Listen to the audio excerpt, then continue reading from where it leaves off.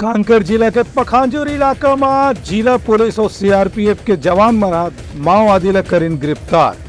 कांकेर जिला के पखांजूर इलाका में गढ़चिरौली के पुलिस छत्तीसगढ़ के पुलिस और सुरक्षा बलमन के सहयोग से एक माओवादी गिरफ्तार करे में सफलता हासिल करे है।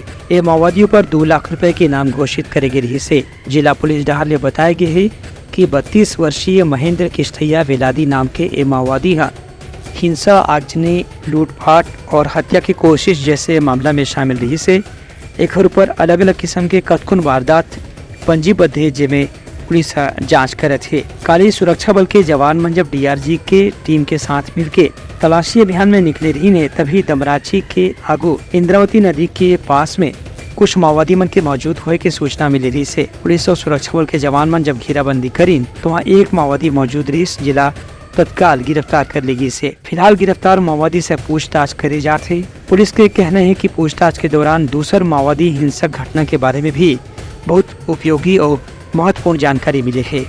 Bureau report Uttanga news.